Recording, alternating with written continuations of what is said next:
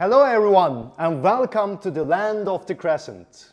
Hello, this is Güven, Çatak, founder director of Bug Game Lab. And this is Canural, the creative director of Cultic Games and Bug Lab instructor.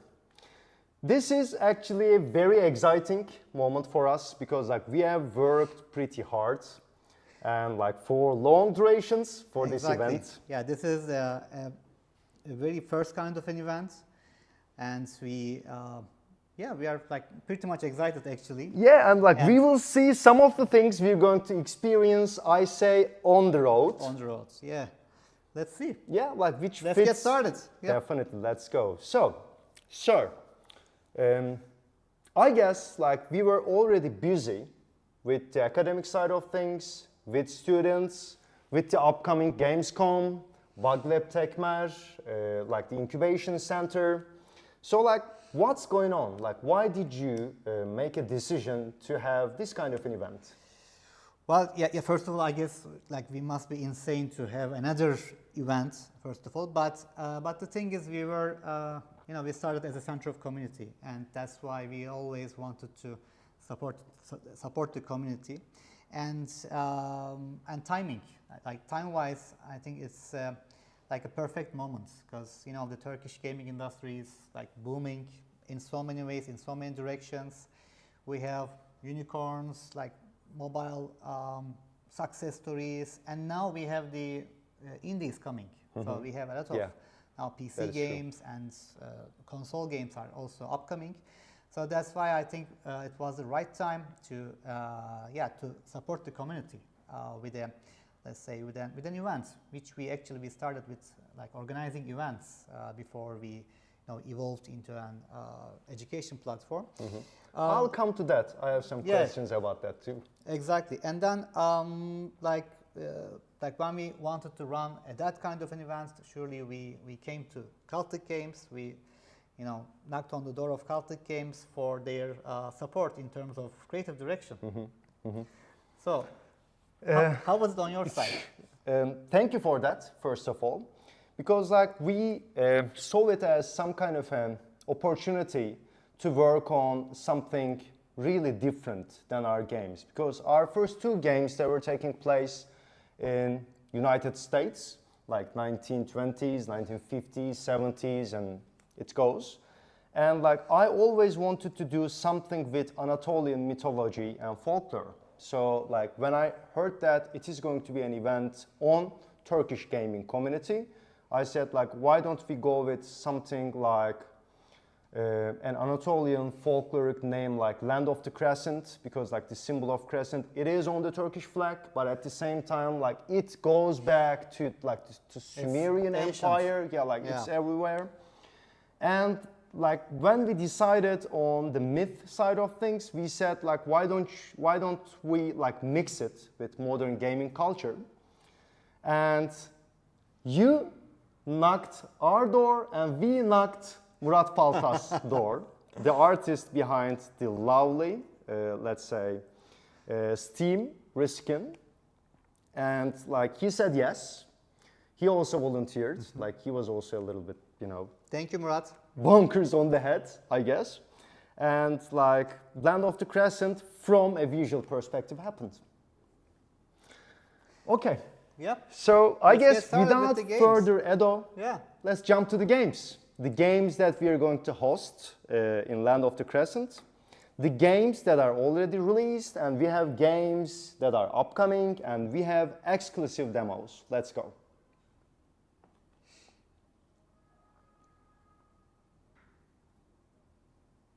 Can we have the games on the screen? We have Bandroll by Blue Spy Studios. BBQ Simulator, The Squad by Cube Sports. We have Beat the Game by Worm Animation.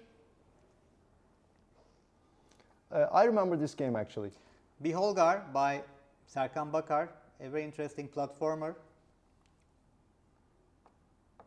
Car for Sale Simulator 2023 by Red X Games. Cardboard Town, Stratera Games. Recently out, and we're going to have a talk with Stratera Games actually. Castle of Alchemists by Team Machiavelli. A tower defense roguelike game. Kiss and Other Lives by Cultic Games. And we will also have a talk with Cultic Games too. Circadian City by Nowhere Studios, like one of the very first games, PC game developers in Turkey. Curse of Annabelle by Rockwise Entertainment. Draft of Darkness by Crowley Games. I really dig the art of this game. Glitchy. Yeah, it is. Dream Swing by Tolga. And Tolga joins with another game, I guess, Remnants of Nayazit, if I... Yes, you're true. We have Dual Souls, The Last Bearer by Stun Games. Yes, by a very veteran developer, Galip Kartoğlu. Everything is for Humanity by Vancouver Games. And Ex Natura Nature Corrupted by Blackburn Games, a recent Souls-like from Turkey. Feudal Friends by Keep Games. This is out actually, and like the game was released pretty recently. We have First Date, Late to Date by Digital Fossil and iZap Play, a digitized video game. Havsala Into the Soul Palace, again by Stratera Games. We have In Silence by Ravenhood Games, one of the horror titles on the selection. Land of the Vikings by Labs Games. Looks really amazing when it comes to the city building side of things. We have Lovux Mind Labor, a puzzle game. It looks very difficult, at least for me. Mayhem Brawler, Hero Concepts, and we will also have a talk with Serkan Özay, the creative director of Hero Concepts. For sure. We have Monochroma from Nowhere Studios again. Their very first title, it was a Kickstarter project. Now The Lost Eye, Studio Gamebit, a VR game. Like one of the very rare VR games from Turkey actually. We have Nefes by Tonguç Bodur. Another one-man army. Yeah. Overfall by Para Games. And they have turned into the Gathering Tree and they're working on a new game we're going to mention again. Overrun Survivors by MidQuest Games. Another Vampire Survivors like, I guess. Pile Up Remove Games. Another interesting game. Yeah, very much so. Very minimalist. Pill Baby by Kaya Bros, which is, I think, a crazy game. Yeah, pretty insane for sure. And we have Remnants of Nayazit by Tolga, like a very dynamic, like movement-related platformer. The First Man by Gathering Tree. The makers of Overfall. Yes. The Stranger VR, Reality Art Studio, another VR title, which is pretty rare, coming from Turkey. Truck and Logistics Simulator by Simula Games, a serious game. Uruz, Return of the Erkişi by Berzah Games, and it takes place also in Anatolian mythology. And Now we are the upcoming games, right? Angelic, the Chaos of Theater by Metaverse Games, and Anomaly Agent by Few Games. Contain by Singing Giant. It's a military sim.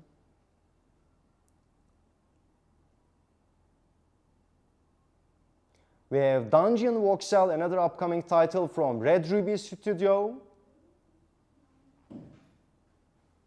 We have Ember Bane by Hamlet Games. A pretty neat Metroidvania. The animations are really good. Fixer, Triant Games. Gulyabani or Gulyabani by Humbara Game Studio. Another horror game. And we have Good Heavens, another Nowhere Studios title, which is upcoming. Like there is some kind of adventure time feel to it. Hit and Boom by FunMod. A MOBA game in 3D. And Ingression, platforming with portals by Espale Studios or Espale Studios. Leyla by Ubik Studios. And like I guess they have a level which contributes to Murat Palta. We have Mirth 2 by Icon Game Studio. They're working on the second title of Mirth. Milord, Yes Milord by iBright Games. We have 9 Realms from Meta Sapien Games. I'm also curious about this one. Orpheus, Tale of a Lover by Wendigo Games. A fast-paced, like narrative game as well. We have Scion's Battle Eternal by Project Flying Cat. We have Soulkeeper Diaries by Ashina Studios. As you can see, we have many upcoming games from Turkey. We have The Ancients by Gorilla Softworks. Another civilization strategy game. Toyshire by Blue Spy Studios. An interesting take on the tower defense genre. And Unawake by Reality Arts Studio. Really cool, realistic style. Void Rush by Little Roots. Another interesting game in terms of the art style. Which takes us to the end of our, like the highlights of the end of our game list, but this doesn't end here. We have some demos. Yeah, we have like event exclusive demos we're going to name in a second. And let's go, because like we have many to mention.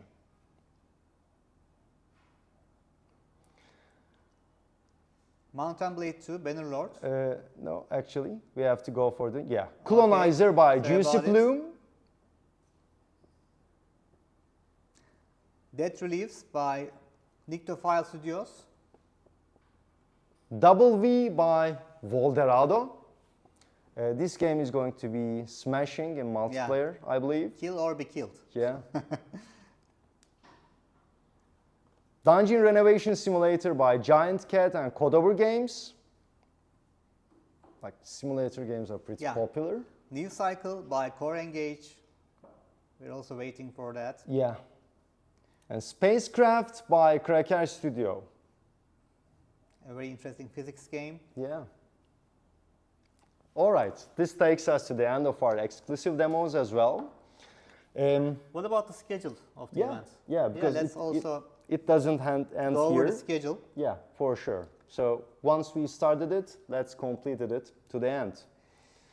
Of course, we start with today and this program, which is Welcome to the Land of the Crescent. You are watching it at the moment. And then?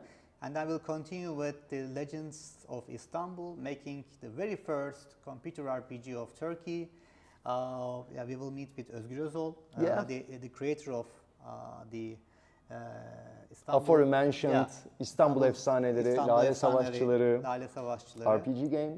So then we'll continue with the Rise of the Indies with Pinti Panda, moderated by Meriç Eryürek. And let's jump to the Friday. Yeah, Friday. At Friday we start with the postmortem of Nowhere Studios with Burak Tezateşer. And then we'll continue with another postmortem with the Hero Concepts. We will host Serkan Özay, creative director of Hero Concepts. And we'll end that day's program with Art of Palta, blending Ottoman art with game culture. Murat Palta, as I mentioned before, is the artist behind the beautiful artwork you see at the moment, and also on the Steam event. And for the last day of the program, so Saturday, we start with this time a postmortem with Cultic games. And then we're going to continue with a postmortem of Strategia games. And we'll end the day with a developer's journey. We will host Galip Kartoğlu, a very, I think, important developer in the Turkish gaming scene. And we will talk about his like fighter games to his experiences in terms of cinematic experiences. Yeah, he has done a lot, so to speak. Yeah. Okay. So like for the remaining of our time, sir, like I'd like to talk a little bit about like the adventure of Bug Game Lab, because I joined this like journey, I guess, at the mid side of it, right? And like this was a community center before this place like had a video game design department. And I know you from the magazine of PC Gamer, because like I was reading your articles in Level in PC Gamer, and then we suddenly started to like see you associated with this new organization, which is Bug Lab. So like, how did it begin? Yeah, actually, I was writing in games magazines in PC Gamer, Level, and Oyun Gezer, and also working as an instructor at the University of Bahçeşehir, and working on games in terms of my academic studies. So that's where like the idea came, why don't I like merge those two experiences, the academic studies with my like media network, and like what I'm doing in those days. And we have the Bug Lab emerged, and during those days, like we didn't have tools like Discord, Slack, and such, so the people really needed a space to meet first of all, and we started to like organize events. Like we started with a big boot camp, and then some game jams followed those boot camp events. We continue with some workshops, seminars, master classes, and in a way, the scene actually found a place to meet, to play, for sure, and surely to develop games. And then actually that whole thing was very also a big experience for us, because we were also trying, experimenting in formats of teaching too. At that Interesting. So like speaking of the first days, like what were the biggest challenges those days? Because like right now we can more or less say that like there's some kind of a gaming scene, but those days like people were very separated from each other. So like what were the challenges? Probably everything. Probably everything. Then it didn't change much. Yeah. As you can imagine that those days, like I'm saying around like 10 years ago, which we lack, let's say know-how, we lack surely budget. Still we lack budget for sure, but at those days, it's all about like we were a bit kind of like blind, like we were trying to, like find each other, develop games, learn stuff, publish things, like trying to like bring people from abroad. So that's why, we were, but at the same time, we were really, at those times, we were really inspired by doing those things. Like it was a very small community, but it grew like very fast, especially after. And I guess the like company. very much knit together because of that kind of isolation which was definitely, because people beforehand. were expecting that kind of a space maybe for many years. Like especially like when we have especially when we started first with the master program, and then the undergrad program has come. With the master's program, a lot of people applied to our program because they wanted to study games. Maybe they studied something else in their like bachelor, but they still keep that passion. Oh, I see. So in a way, we were successful to gather a group of people which were, crazy enough, passionate enough to develop games, to work on games. So that's why actually, I was saying at the beginning of our dialogue, like we really owe to that community, because even we are like under the roof of a private university, that community actually really supported the whole thing, and actually make it happen. All right. Yeah. So like speaking of the community, let's talk a little bit about like one of your very famous and also, let's say, community combining events, which are, as I see them over there, game jams. Game jams. So I know that like they have turned into some kind of a culture for Bug Game Lab. So how did it happen? Yeah, definitely. Like what is this jam thing? Like why gamers dig this, jamming stuff. Yeah, They come here for a jamming. couple of days, they do not sleep, and you know, games are pretty hard to make. So like, you cannot make a good game in a couple of days. Yeah, So like, Yeah, game why jams, is it like that? Game jams, like, is, by the way, the term comes from the music, like jamming together or improvising together. Those events, like that game jam format, I think really shaped the culture of the game scene today in Turkey, because that was the only way to meet people, first of all, to try yourself, like your experience, and show your experiences or skill sets to others. Find team members. So can we say that like some of the successful game development teams, like their members, met each other at game jams? Definitely. They've met. They even like turn into companies afterwards. So even nowadays, the game jams are also a format where people or companies they visit or they sponsor for headhunting, or to find new ideas, new people, new talents, definitely. So game jams are, first of all, really fun. So that's, it's kind of like a party for us, but at the same time, we try new things, we experiment on new things. Yeah, and actually, we learn. I think it's a very natural way of learning. We are still learning, so to speak. Definitely. Even I think that event is another level for us, which we are experimenting, experiencing together. Yeah, as always. So, we have seen some indie titles, like they were on the exclusive demos side of things. They were on the game selection, and look, there are many indie titles because like most of the games, like we all started small, so there were like no other choice than becoming indies. But you mentioned a boom, like rise of the indies, a blossoming of the indies. And like I actually like support this observation because like I see more like good student projects than the previous years, and like I see more teams really working hard to like put good PC games with like of course less budget but more creativity on the table from Turkey.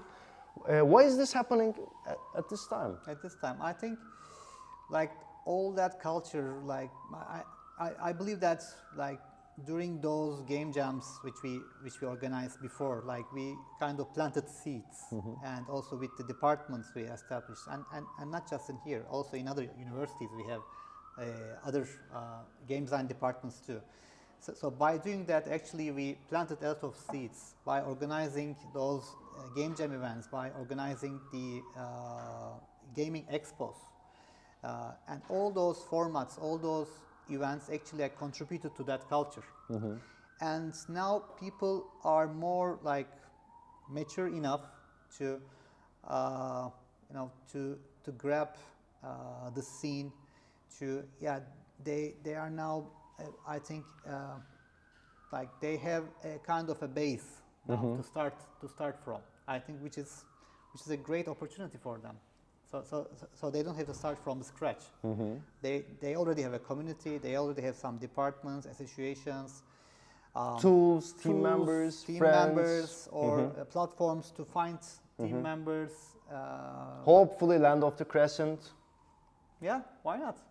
Yeah, we really believe in that, and hopefully we will have like many more land of the Crescents. After that. Yeah, speaking of the many more side of things, like what do you have, or like what do we have as like Bug Lab Tekmer, like preparing for the future? What's next? Actually, like we started with the community events. We turned it into an education center with the master and undergrad program, hopefully with a PhD in future. And then after that production education, we started to work on incubation, which I think with Bug Lab Tekmer, which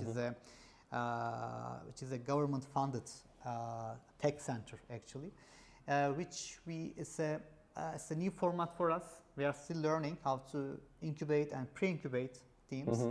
But I think this is kind of like the right format because in a way we need to support the teams upcoming, and because All right, so we need a kind of like a pipeline. can we say that like some new teams or people who are working on their game projects like can apply?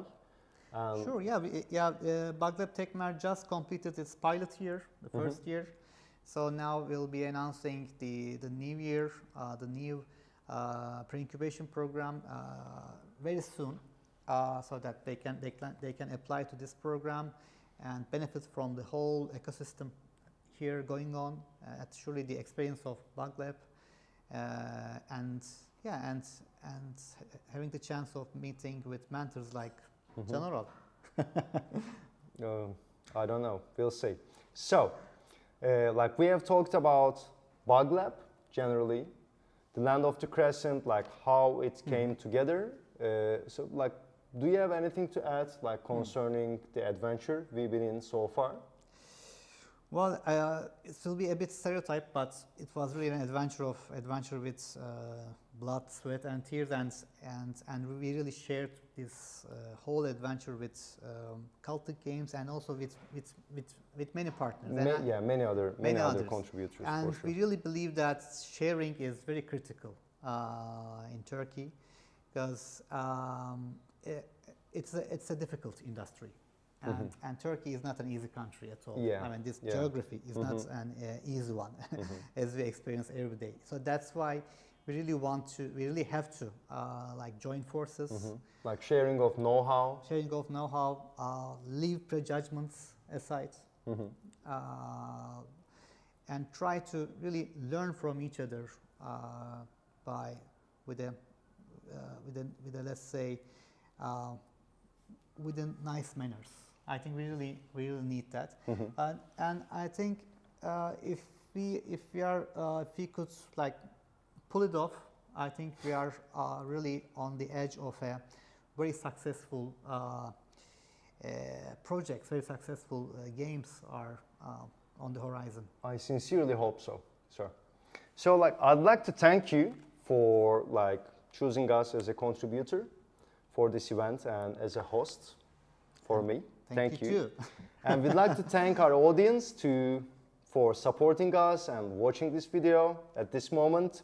We are going to continue with pretty neat stuff.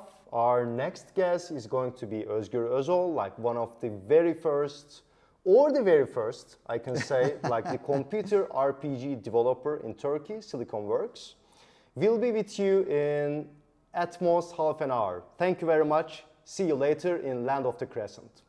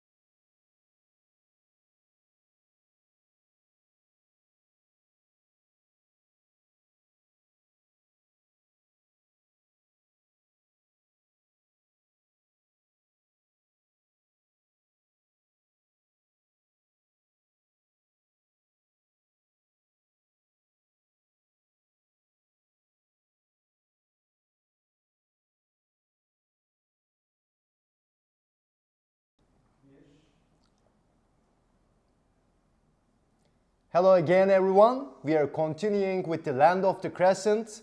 Here I have a very special guest, Thank you. Mr. Özgür Özol. He is the founder and director of SiliconWorx, one of the very first game development studios Yeah. of Turkey.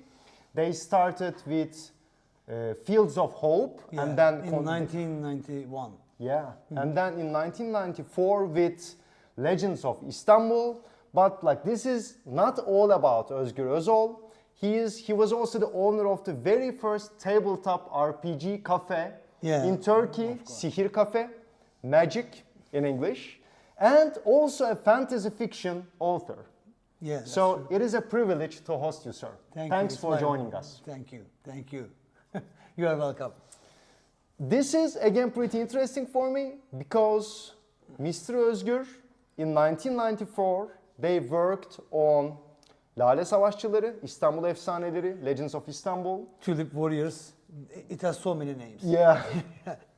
And in 2016, with my team in Cultic Games, we have worked on an RPG game called Stygian Reign of the Old Ones. Yeah, I was here when you were developing Yeah, it. and you visited us. It was 6 years ago, 7 Yeah, years man. ago. Yeah. And you know, I was pretty foolish at the time because like I really adored RPGs, but like I did not have any idea how challenging, how difficult it was to make an RPG game. And you know, we were using some kind of a game engine called Unity, and you know, people were more proficient.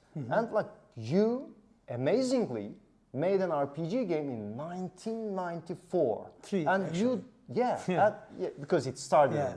And like you do not have any kind of a coding background. No, I did. Are you crazy? Yeah, of course. You should be crazy to, not only in my time, but also today, you have to be crazy to do something like this. Like this, I mean, doing something that people people think that is impossible to do, and you take up on that challenge. This is kind of my thing. I think, you know, throughout my life, I always did things that other people said it was impossible to do, or they couldn't conceive it. I mean, how can you develop a computer game? So like, what kind of games were you playing back then, before starting Legends of Istanbul? We played. First of all, it was not me. It wasn't only me that developed those games. In Fields of Hope, my first published game, we were a team of 3 and an additional 3 of supporting cast. It was not only me. I was the main coder, but the development was with a team. And that team, And here we see Legends of Istanbul. it has been a while since Yeah. I saw the game. Yeah. This is Ümraniye, I think.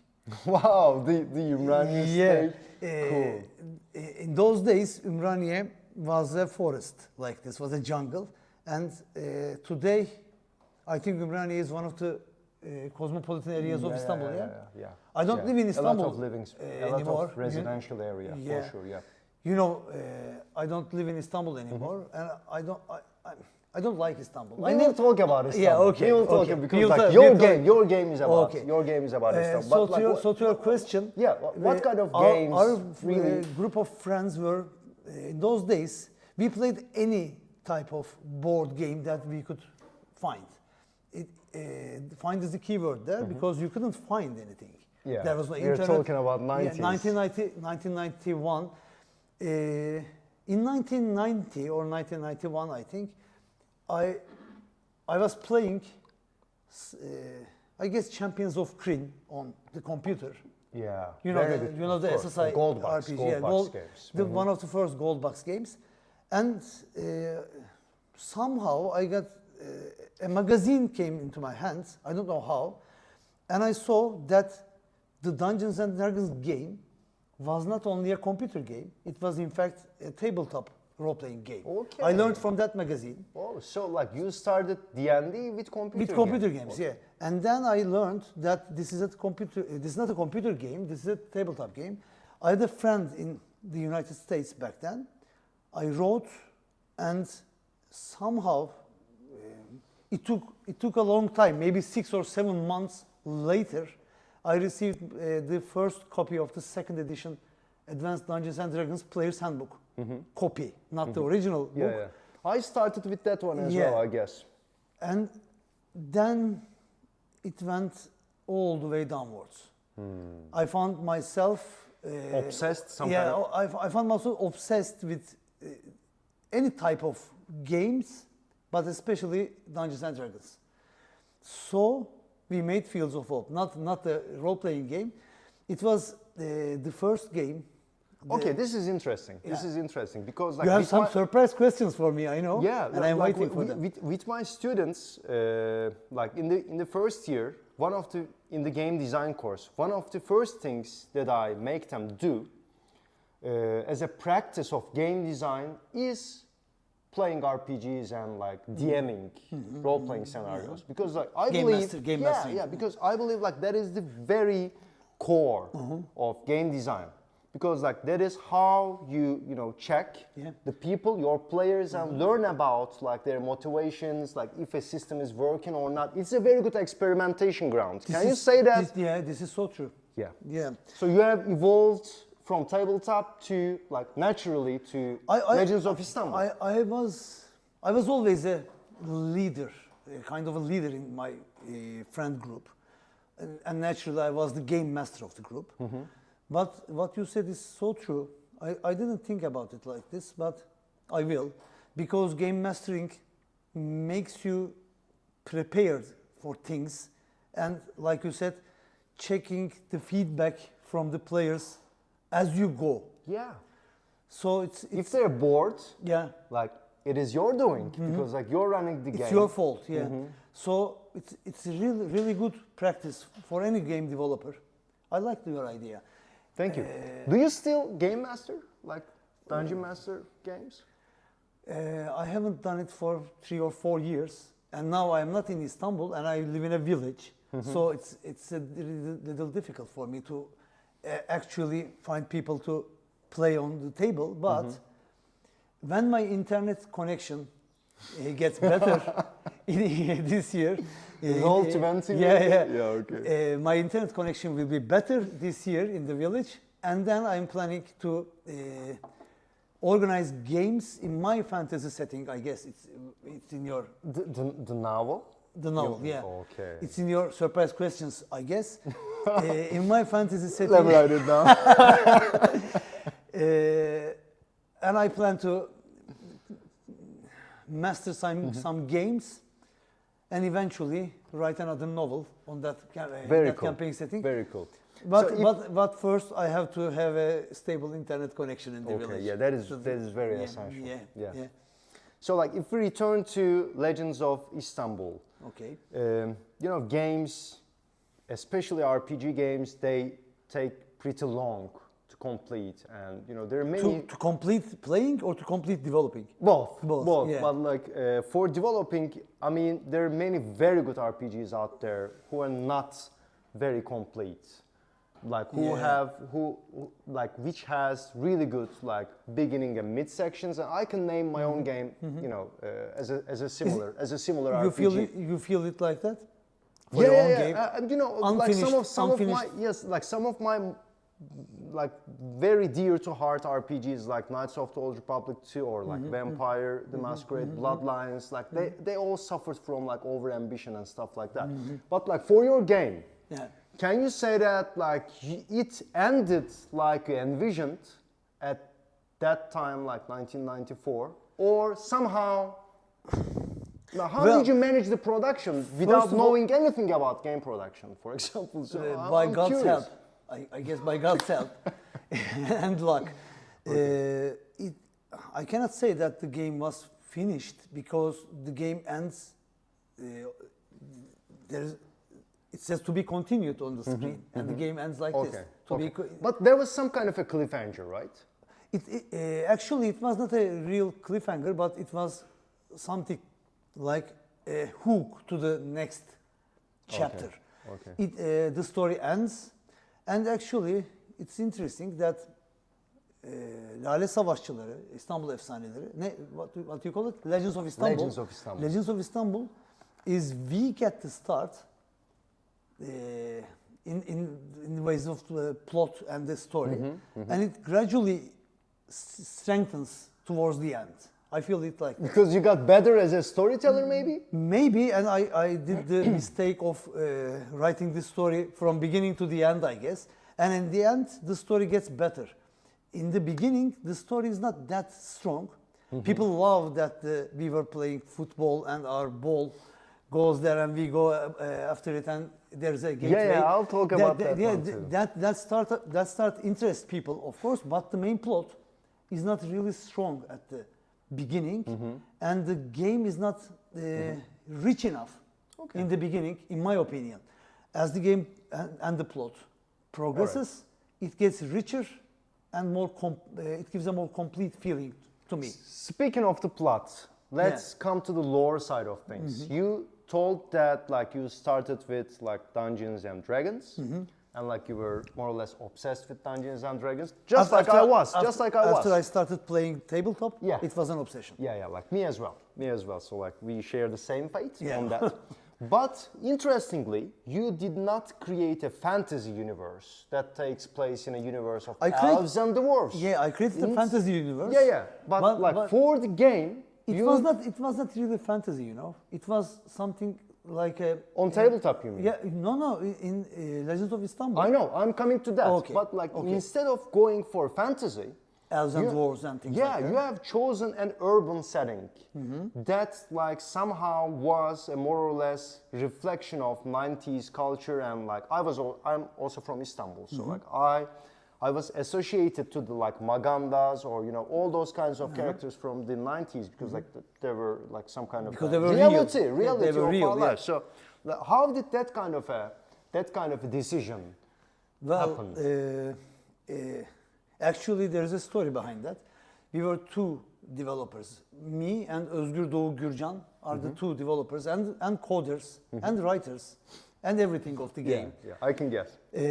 We were two young developers then. And we were, I guess in Şişli or something like that, we were walking one night and a woman was walking just 10 meters or so in front of us. And a man came after the woman and he harassed her. And the woman started screaming and police came and said to the woman that if you didn't shake it that way, he wouldn't come. The police said that to the woman. We were just 10 meters behind. We were watching that scene. And after the scene, we looked at each other, Özgür and Özgür, and we said, let's make a game of this city and of this like you probably obscene said, like, culture. This is bonkers. So like we have to turn this into a Yeah, setting. this is obscene, and we have to make this culture, this cultural feeling, that the feeling that we have right now against this abomination.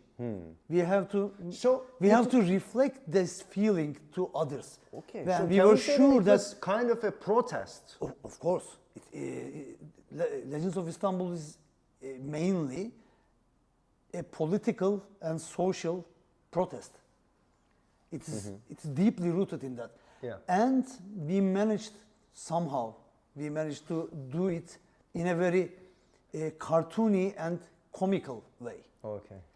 And that was I think people really liked that light but serious mood of it. Yeah. It is light, it is funny, but its main plot. It's dark. It's also dark. It's a dark comedy. Yeah. In fact, Legends of Istanbul is a dark comedy. This is like somehow a different coincidence again because like Stygian, yes, it is a Lovecraftian game, but like I can name both Cultic games titles to include a form of black comedy, a form of dark comedy in it. This is again an interesting coincidence.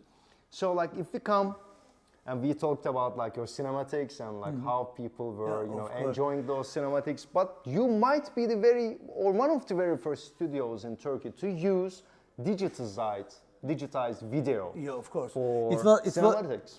was an adventure because Let me add something else. Like I remember some lighting effects and a portal. Can we, show that video to the audience? there is that Alper with the fan and the Yeah. I think you're You know, mentioning that's what. I lived in Mecidiyeköy for 5 years, so Well, I know my very house is close to Trump building, very closely. Okay, so we were neighbors. It wasn't built then. This wasn't built. Yeah, there was an yeah. open cinema. Yeah. Like that. I was very close to Kuştepe, Uh-huh. by the way. So I just feel the asphalt. Yeah, like we will see the lighting effects and the portal effects. You know, like in Turkey there were almost no visual effects like that on TV, but you somehow pulled it off. The Yeah. visual effects, it is good for the time. So like, how did you manage it? Somehow, as you said, we pulled it up. Many aspects of this project can be defined as somehow pulled off. I really don't remember. I think the gateway is here. Yeah. I really don't remember, and I cannot believe how we managed to do these things today. In fact, you have to. I love the Halloween T-shirt. Of this course, but guy, in the yeah. game, I'm it's a fan of Megadeth. It's a Halloween. Megadeth T-shirt, not a Halloween Okay. T-shirt. So but that's that- like these are the classes, right? This is the metalhead. That one is the redneck and stuff yeah, like that. Redneck is a good word for it. How do you define lavuk? Asshole? Asshole, maybe. a metalhead, a redneck, an asshole, and what's the last one? What do you call it? Maganda değil. Right wing kind of a. Right wing kind of a Let's say right wing. Let's say right wing. Yeah, right-winger, stop there. Yeah. Okay. If you have the other video, Mr. Director, the making of video shows actually how we made that gateway.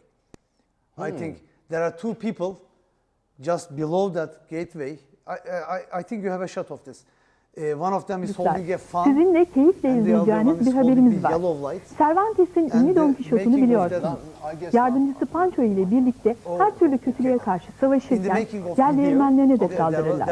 a Şimdi shot de bir grup of genç how we made İstanbul'u that. kurtarmak But için savaşıyor. in general, Bugünün çağdaş Don in the Quixote'larının videos, silahı or ise in- bir bilgisayar. I was telling you İstanbul'u that. kurtarmak kimilerine The göre artık bir game hayal. was Ama first bir developed bilgisayar for bunu Amiga. başarabiliyorsa denemeye And after değmez mi? 2 years, İşte çağdaş Don Quixote'lar ve İstanbul'un programming ikinci language? kurtuluş Ama- öyküsü. İstanbul günden güne nüfusuyla birlikte sorunları da artan bir şehir.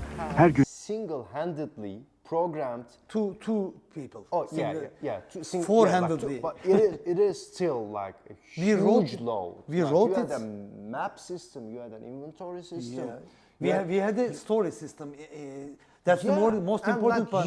you did not use any kind of a tool, No, and like you have. we only used the This is basic. unbelievable.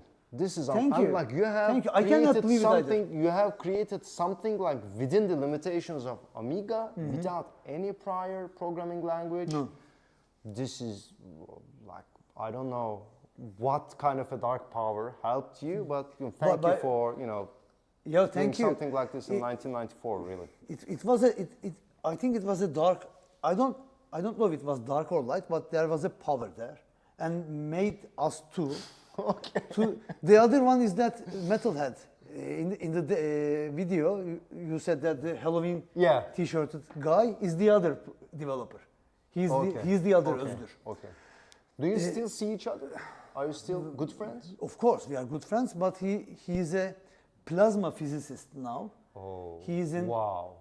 Switzerland trying to destroy the world. He's working on that what do they call it? Superconductor Okay. thingy that Okay. tries. Okay. They are trying In to. CERN?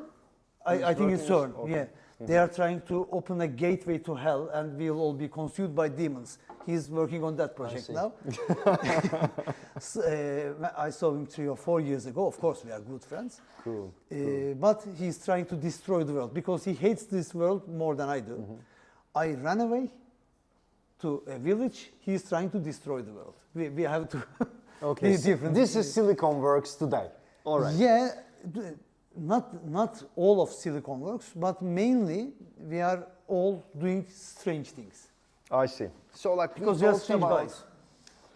aren't we all? Oh, yeah, of course. So- I think I'm older than you. So in 10 years or so, you will be doing a strange thing. A I'm lot sure. stranger. I'm sure of that. Yeah. I'm like, I hope I won't lose my strangeness anytime soon. Thank you. So like, if we return to the gaming side of things again, you said that like Dungeons and Dragons was a big part of your Yeah. life, but you probably played a lot of Yeah, of computer course. RPGs, I- apart from like the Crying series, Gold Box series. Like, which game for you? Which game, computer RPG, is the apex? Of- which of all For my you? developer, No, like as a player. the as a best fan. the best game I ever played. The best RPG game RPG you ever game. played, or like the best the RPG game that affected you the most? That one, Champions of Kryn. Really? Yeah. Because it was the first. This was the first. It was my first experience. Not Champions of Kryn, but Gold Box games, I should say. Pool of Radiance. Generally, and the Dragonlance part of it. Yeah, The Death Knights of Cryon, Yeah, and the Dark Queen of Cryon.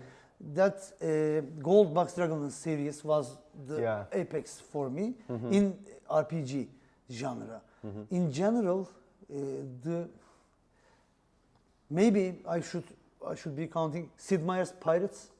Very important game for sure. In my gaming history as a gamer, not as a developer, but as a gamer. So, of course, as a developer too, I have been influenced by that.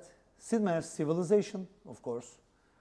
I'm just naming big classics, you know, Pirates and Civilization and Gold Box games. Those were the games that Yeah. inspired me the most. I The guess. early days of The early day. SSI, yeah. And, like, it and was the a time to golden remember times. for sure. Golden times, For yeah. sure. I want to return to those games again, actually, like the Gold Box games. The Amiga graphics, like they were better when compared to the PC graphics those days. Of course, in So the I really wanted to play them in Amiga, but I didn't have the chance. So You didn't have an Amiga? I did, but like I did not have that game. I did You not. didn't have that game? Yeah, Okay. yeah. It was also, it was also a problem those Yeah, days. of Like if course. you do not have a friend, like who could copy. Of course, So of I'd like to have a fun fact to add. The guy that we see at the lower left corner of the screen is our Director. broadcast director Yeah. actually. And And he's as one of far as I know, he is the only person who completed your game on Twitch in Turkey. Yeah. Yeah, so And big he's now our kudos to director. him. Yeah, Kudos to you. yeah, it cannot be a better coincidence, huh? So, if we return to the game development, you have worked on 2 games, like the Farming Simulator, Yeah. a game very early, 1991, The Fields of Hope, and then Legends of Istanbul, 1994. How was the reception to your games? Because I remember seeing you on TV those days, and we have a footage of that. Do you? Actually, yeah. So you told me that it's a black comedy. So how did the audience and the players in the 90s took your game? Did they take it seriously? Did they understand what's going on? Because there's satire in it. So how was the reception generally? Well, there were many we will levels. come to that There video. were many levels of reception in gaming terms and in gamers' eyes. The game was really appreciated and celebrated, and it is still celebrated today. Yeah. It's the reason that I am here. For sure. In gaming terms, people loved it, but the main aspect of the game that the TV shows and things like that took an interest in the game was, of course, for political reasons. I see. Because Turkey was on it was a different Turkey. Yeah. You know it. Yeah, of But course. everybody that is watching us maybe they don't know it. Turkey was on the verge of great change. Yeah, at least ATV had some kind of a vaporware set at the time. Yeah. Today, and this And is here we this is see the two guys. he Yeah. is the other Özgür. He's right? the other Özgür. Yeah. He is also the. He looks like even those days he was looking like a scientist who is going to destroy the world. Yeah, really. and he So will. I'm not- sure of it. He will. He will destroy How the many world. years do we have? He's working on Özgür it. Özol, student. That's all. No other title. Student. What I don't know what my title is in this show. Güven, SiliconWorx founder, because game designer. when Güven asked me about my title, I told him to write. What did I tell you? Master of past and present and all the known universe. You didn't write that. So the game had different kinds of reception. In gaming terms, gamers loved it. Gamers loved the fact that two young student guys managed to pull something like that off. It was really an achievement, and people acknowledged it. Wow. Acknowledged it. Wow. And there was no problem with that. But on the other side, on the satire side and the dark comedy side, we received two forms of feedback, I should say. One of them was, and is still today, that we were right and Turkey was on the verge of collapse, and we were just pulling the right strings about Turkey's social and political climate. Many people thought that we were just making fun of Turkey's coming change. And after 30 years, people still write to me asking how the hell we foresaw future. I see. They literally I ask me see. that today. I see. And the answer I give them. Okay, so I can say that like people were also expecting some kind of a continuation. Of and course, it they was- are still waiting. yeah, I know. And when this what do you call it, this Steam event was announced, many people wrote to me from Twitter that we should do the second game and things like so that. happy to hear that. Yeah, And yeah. I was asking you just that thing. Like you made 2 games in 90s. I made 4 games, but I published 2 games. Yeah, like which means even more experience. And like at a very early age, you collected a lot of development experience. Yeah. And we know that also in today's terms, development experience and the team is the thing Yeah. It's about to the market. team. It's about the okay? team. And like you did not continue. Yeah. Why, sir? Because there are many reasons about that. One of the main reasons was we needed, I should say, more people. And we tried to create an environment, as you said, Sihir Cafe, Magic Cafe, a gaming cafe that it was the first of its kind in Turkey, and I think it was the peak. After that, many likes. Yeah, like so many good memories I Yeah. had at that place. But we needed people. The vision was with me and Gökhan, and Özgür was not with us then. He, after this game, he went to the United States to study plasma physics, and after that he started to destroy the world thing, and he went another way. But the other guys that made the game for the PC version, you ask for the videos and things like that. There's a thing called a compact disc, you know.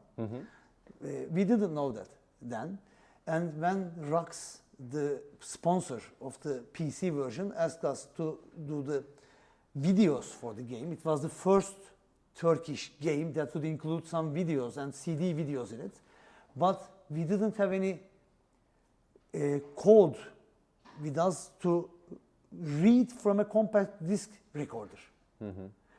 And we didn't have a compact disc player.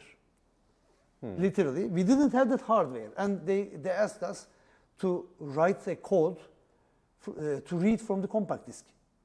So we had to literally learn the electronics of it.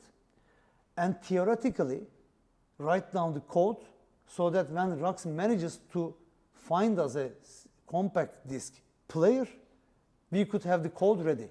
And we wrote that code just from the electronics of it.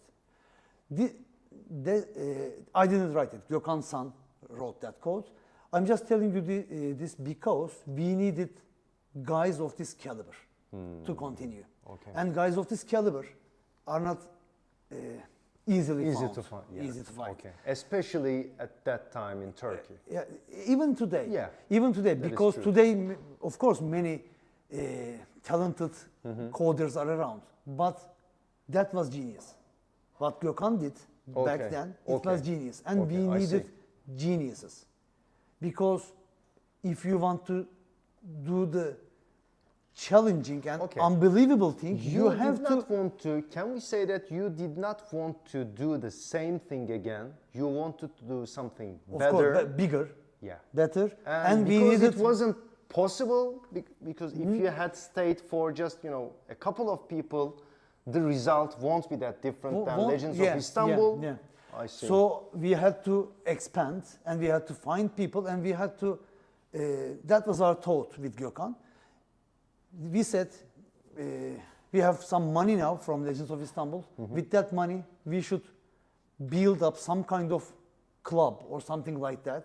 And people should come there and we will educate, train, and recruit people from there to make the next level of whatever we would do. That was the main reason for not continuing, because we first in 1996, Gökhan and I started developing Fields of Hope 2. And then we realized that we weren't enough.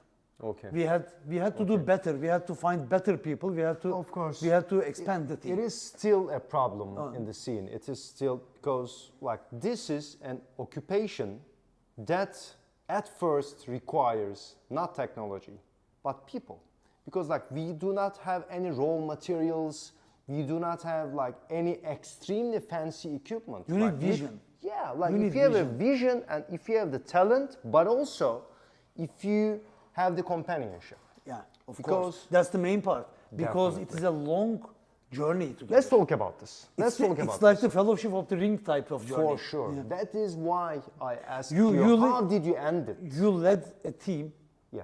in that project. I led a team. We both know how difficult it is To work with people for more than and 14 years. and lead them.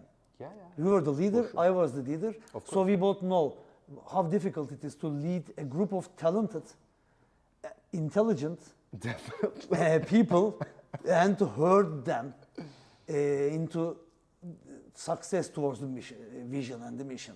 It's Very damn hard. difficult. Still very hard. Yeah. Still very Of course hard. it's hard because it has nothing to do with computer games. Yeah. It is about leading a group It of... is about human condition. Yeah, it's about It is leading. about And these are smart, visionary, intelligent people. extremely talented Yeah, people talented who can people. go anywhere. Yeah, anytime you they have want. to find a way to herd them towards the vision, and it's difficult. You know this, I know that. That is true. So now you know that. Okay, very good answer. What can I add, really? So, we have talked about the development scene back then. I'm sure you're observing some projects here and there Yeah. today, and They show me, even Yeah. after I don't look, they show me. and you gave some workshops here in Yeah, Bug Lab. yeah. So I guess you have an understanding of how the game development scene works. In Turkey. Yeah, in Turkey these days. So when you compare, This is a difficult question. yeah, This is the controversial part. okay. Yeah. So when we compare development scene back then, you had your own No, scene, and there was no scene. yeah, you had your own scene. Me and my Buddies, teammates. buddies, yeah. That was the scene. Yeah, but today, In our house. yeah. So that was the scene. let's compare. What has changed from your perspective? What has changed and what has not. Yeah, I okay. guess we should be looking. Fair. Well, the main change, I think, this is not really about only the computer games discipline. It's a change that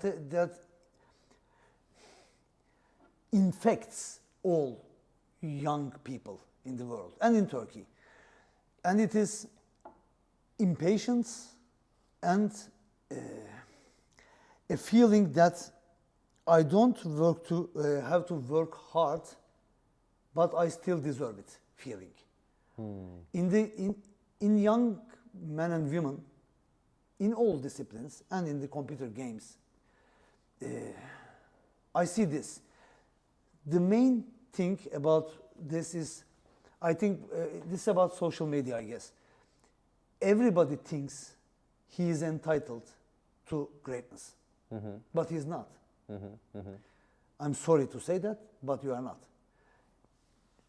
Being entitled to something Requires like hard work. It requires hard work, it requires blood, tears, Of course. sweat, it requires vision, it requires talent, and not with Risk-taking. and not with a one guy, a group of people.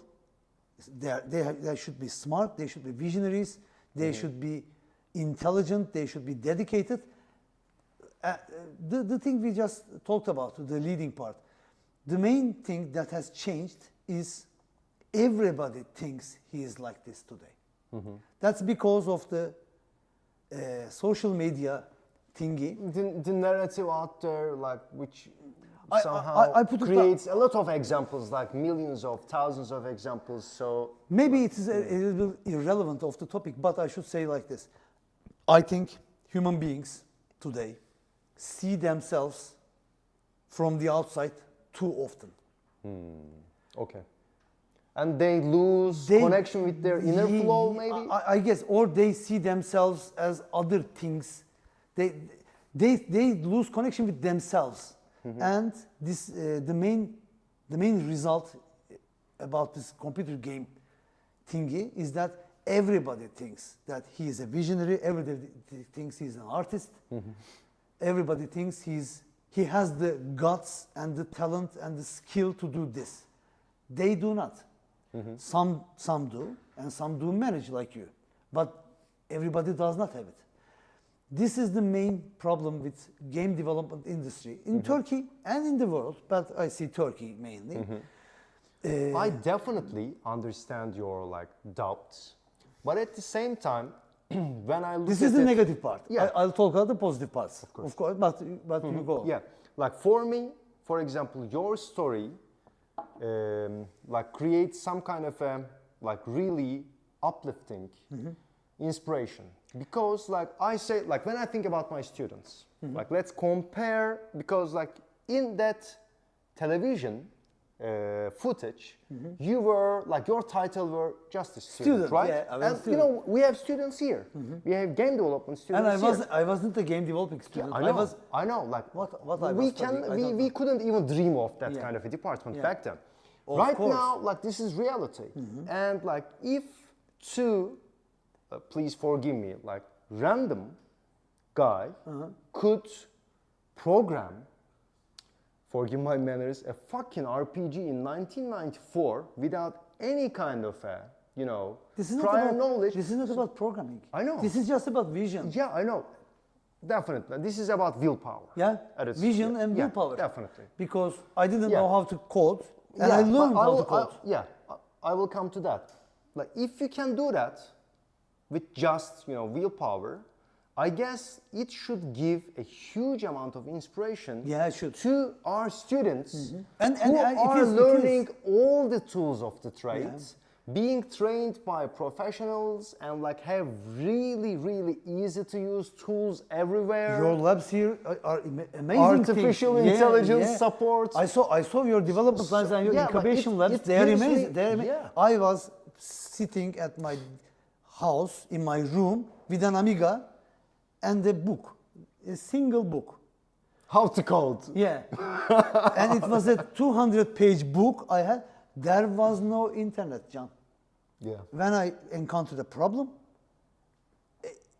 either I find the answer in that 200-page book, Or find the answer or yourself. find the answer yourself, myself, working on it for 2 months. There was no internet. I don't know if young people can conceive that word. There was no internet.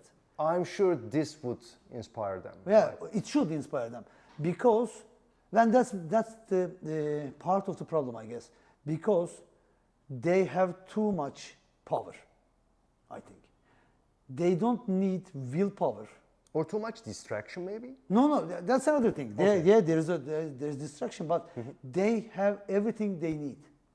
They do not have to struggle for things they need. And success needs challenge. Success needs struggle. What Like I mean by what Alfred Bester says in the book, like tiger, tiger, stars my destination. Yes. If you're not challenged, you're nothing. Yeah, you have to be challenged, and they can be challenged, of course. But I'm going to tell you an example. Some guy told me some years ago that what we did, not I did especially, but what we did in Fields of Hope and Legends of Istanbul was easy to do. This was a young man. I thought This will turn into a great story to like close our conversation Okay, as well. okay. I'm all ears, sir. Okay. He told me that it was an easy task. And I thought about this in the following years after I beat the hell out of it. I asked myself, what was the reason that he could just think that it was an easy task. It was a really insurmountably challenging, difficult task for us. And he should be aware of that. But he was not. Because he was thinking, I guess, it is easy to do it now, so it is an easy task. He thought I think his thought was in this chain. So I should say to the youngsters, it was not easy for us to do that.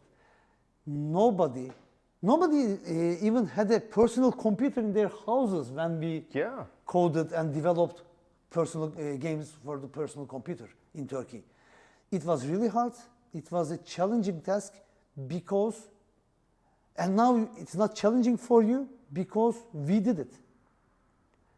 Because that we did it, it is not challenging for you today. And your task, sir, is to find a challenge for your abilities, for your time, for your era, and all of this, what do you call this, laboratory, or what do you call it? Bug kitchen. Yeah, this kitchen, all these things at your disposal, of course, needs something more than Legends of Istanbul. Of course, it needs to be more complex, more difficult, but you have to be challenged. And challenge is not about technology. Challenge is about art. Challenge is about vision. You have to find, they have to find a project that will really challenge them, that will take years of their lives. Socially, financially, they should be really challenged, and they have to work their asses off.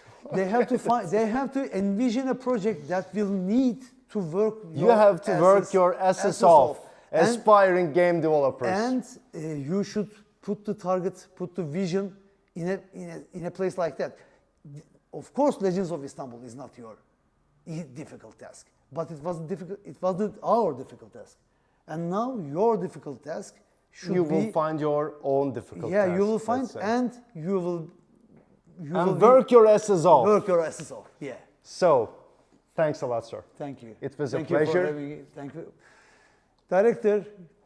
The only person that played Istanbul Efsaneleri on Twitch. Thank you. We were with Özgür Özol, the creator of SiliconWorx, also the founder, and they worked on, as you saw, for the last 40 minutes, the very first computer RPG in Turkey, İstanbul Efsaneleri, Lale Savaşçıları, Legends of Istanbul. If you like you can search it over internet. It was a pleasure. We will continue with Pinti Panda and Meriç Eryürek. Thanks for watching. Thank you. See you in 20 minutes.